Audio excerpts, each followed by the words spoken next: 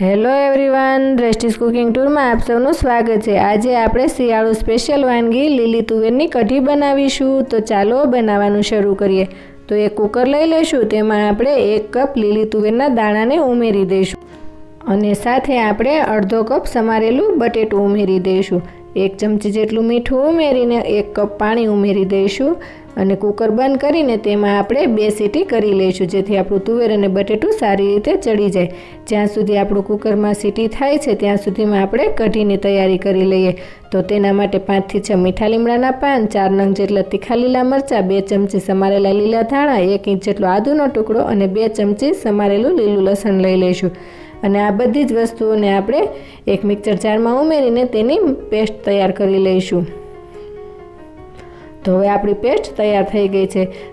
તો હવે આપણે કઢી બનાવવાની તૈયારી કરી લઈએ। તો એક બાઉલ લઈ લઈશું, તેમાં આપણે 3 કપ જેટલી છાશ ઉમેરી દઈશું। અહીં છાશ આપણે મીડિયમ ખાટી હોય તેવી લઈશું અને ત્યારબાદ તેમાં 3 ચમચી ચણાનો લોટ ઉમેરી દઈશું અને તેને સારી રીતે મિક્સ કરી દઈશું। જો તમને મારી રેસિપી ગમતી હોય તો મારી ચેનલને સબસ્ક્રાઈબ કરવાનું ના ભૂલશો અને સાથે રહેલ બેલ આઇકનમાં જઈને ઓલનું બટન જરૂરથી દબાવજો, જેથી કરીને તમને મારા નવા વિડીયોની નોટિફિકેશન મળતી રહે। તો અહીંયા કઢી બનાવવાનું મિક્સચર આપણે તૈયાર થઈ ગયું છે અને આપણા કુકરમાં 2 સીટી પણ થઈ ગઈ છે। તો આપણે તેને ગેસ ઉપરથી નીચે ઉતારી લઈશું અને ત્યારબાદ એક કઢાઈ ગેસ ઉપર ગરમ મૂકીશું અને તેમાં આપણે 2 ચમચી જેટલું ઘી ગરમ કરવા માટે રાખી દઈશું। ત્યારબાદ કઢીનો વઘાર કરવા માટે 2 ચમચી આખું જીરું, અડધી ચમચી આખી મેથી, 1 નંગ સૂકું લાલ મરચું, 2 નંગ જેટલા લવિંગ, 1 તજનો ટુકડો અને 6 થી 7 નંગ જેટલા મીઠા લીમડાના પાન ઉમેરી દઈશું અને સાથે આપણે અડધી ચમચી જેટલી હિંગ ઉમેરીને વઘારને તૈયાર કરી લઈશું। હવે આ વઘારમાં આપણે તૈયાર કરેલી લીલી પેસ્ટ ઉમેરી દઈશું અને તેને પણ આપણે 1 થી 2 મિનિટ માટે વઘાર સાથે આવી રીતે સાંતળી લઈશું અને ત્યારબાદ તરત જ આપણે તેમાં કઢીનું મિશ્રણ ઉમેરી દઈશું।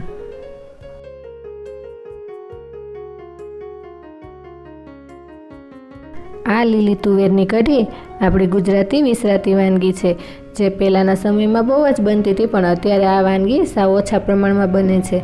તો તમે એકવાર આ વાનગીને જરૂરથી બનાવજો। આ કઢીને ગુજરાતીમાં ડખળિયું પણ કહેવામાં આવે છે। હવે આ કઢીમાં આપણે મસાલો કરી લઈએ।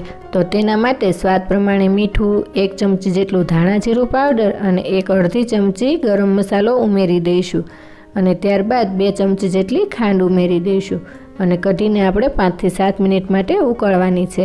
જો તમારે ખાંડ ના વાપરવી હોય તો તેની જગ્યાએ તમે ગોળનો ઉપયોગ પણ કરી શકો છો। તો હવે આપણી કઢી ઉકળી રહી છે ત્યાં સુધીમાં આપણું કુકર ઠંડુ થઈ ગયું છે। આપણી તુવેરના દાણા સારા એવા બફાઈ ગયા છે। તો આપણે તેને એક મેશરની મદદથી આવી રીતે થોડા અધકચરા ક્રશ કરી લઈશું અને તેને તૈયાર કરી રાખીશું। જ્યારે આપણી કઢી ઉકળવા લાગશે ત્યારે આપણે તેને તેમાં મિક્સ કરીશું।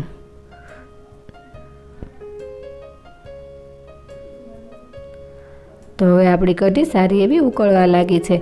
તો આ સમયે આપણે તેમાં લીલી તુવેરના દાણાનું મિશ્રણ ઉમેરી દઈશું અને તેને પણ કઢી સાથે 2 થી 3 મિનિટ માટે સારી રીતે ઉકાળી લઈશું।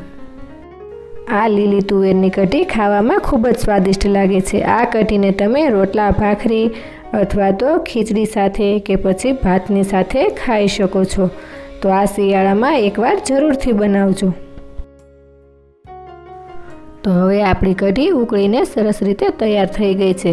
તો આ સમયે આપણે ગેસ ઓફ કરી દઈશું અને કઢીને આપણે ગેસ ઉપરથી નીચે ઉતારી લઈશું અને ત્યારબાદ તેમાં 2 ચમચી જેટલું સમારેલું લીલું લસણ અને 2 ચમચી સમારેલા લીલા ધાણા ઉમેરી દઈશું અને એક સર્વિંગ બાઉલ લઈને તેમાં આપણે કઢીને સર્વ કરીશું। તો તૈયાર છે આપણી લીલી તુવેરની કઢી, જેને આપણે ડખળિયું પણ કહીએ છીએ। તો તમે એકવાર જરૂરથી બનાવજો અને કોમેન્ટમાં જણાવજો કે તમને આ શિયાળુ સ્પેશિયલ વાનગી કેવી લાગી અને આ સાથે મારી ચેનલને લાઇક, શેર અને સબસ્ક્રાઈબ કરજો। તો આવી જ નવી રેસિપીઓ સાથે આપણે ફરી મળતા રહીશું દ્રષ્ટિસ કુકિંગ ટૂરમાં।